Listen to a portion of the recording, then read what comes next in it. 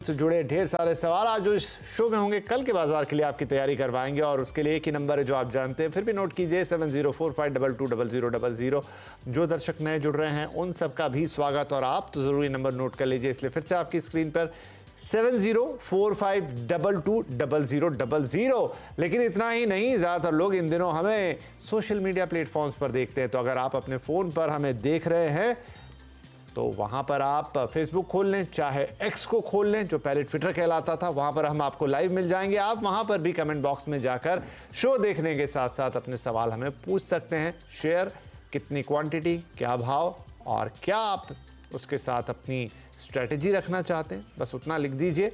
आगे हम एक्सपर्ट से लेके आपके सवालों के जवाब। तो ये आपके सवालों के जवाब देने के लिए, कल के लिए आपकी तैयारी कराने के लिए आज हमारे साथ है रेलिगेयर ब्रोकिंग लिमिटेड के रिटेल रिसर्च के senior vice president Ravi Singh. Ravi ji, बहुत स्वागत है आपका कल का बाजार में। तो आइए दर्शकों की मदद करते हैं।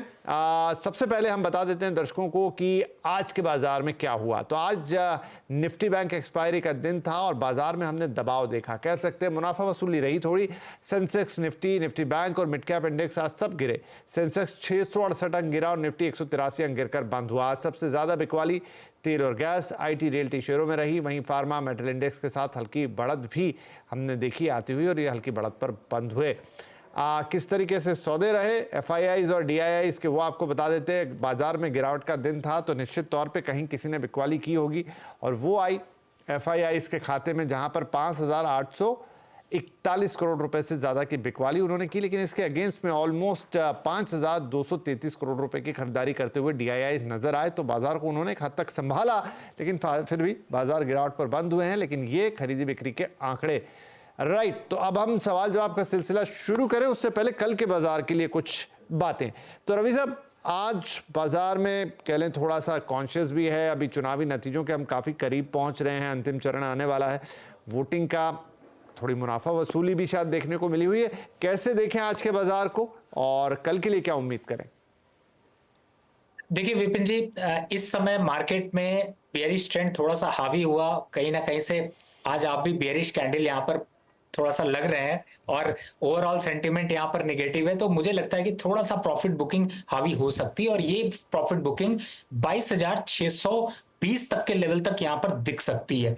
बैंक निफ्टी की बात करें तो एक बार 48,200 तक के लेवल यहां पर बैंक निफ्टी में आपको देखने को मिल सकते हैं। तो कल अगर थोड़ा डिप और मिल जाता है तो मुझे ऐसा लगता है कि जो यहां पर फ्राइडे का नजरिया होगा, मंडे का होगा, वो थोड़ा और ज्यादा बुलिश साइन यहां पर दिखाता हुआ नजर आएगा। मार्केट में वीकनेस तो है लेकिन वीकनेस बहुत बड़ी नहीं है, बहुत ज्यादा कॉन्फिडेंस नहीं यहां पर दिखा पा रही है और इंटरनेशनल इंपैक्ट जो है वो उतना इंपैक्ट नहीं है। जीडीपी के आंकड़े हैं, ओवरऑल यहां पर देखा जाए तो मुझे लगता है डिप पर निफ्टी पे बाय की स्ट्रैटेजी रखनी चाहिए। अब आ जाते हैं कि क्या स्ट्रैटेजी रखें, क्योंकि यहां पर इलेक्शंस की एक्सपेक्टेशंस पे, रिजल्ट के एक्सपेक्टेशन पे, कितनी सीट्स आएंगी, क्या होगा, इसका स्पेकुलेशन चल रहा है। आपके पास बेटर पहला स्ट्रैटेजी कि आपको कोई भी यहां पर ऑप्शन में सेलिंग करके नहीं चलना है। चाहे जितना भी आपको वॉल दिखाई दे रही है, टाइम वैल्यू नहीं मिलेगा, आप फंस जाएंगे, नुकसान हो सकता है। क्या लेकर चलें?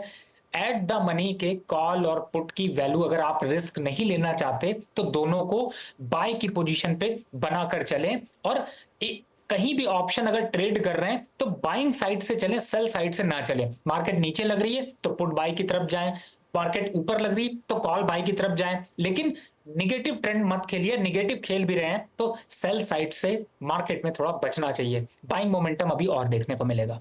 चलिए, साफ सलाह, सेल साइड से थोड़ा बचिए और बाय की स्ट्रेटेजी रखिए या कॉल और पुट में बाय की ही पोजीशन लीजिए। साफ साफ कहना है रवि सिंह साहब का। और बाजार में हो सकता है कि कल हम थोड़ी सी ये जो मुनाफा वसूली है ये थोड़ी सी और बढ़ती हुई भी देख सकते हैं, लेकिन मोटे तौर पे बाजार नेगेटिव नहीं है और सेल की पोजीशन में आपको नहीं जाना है, बाय की ही पोजीशन में रहना है और डिप्स पर बाय की स्ट्रैटेजी को अपनाना है।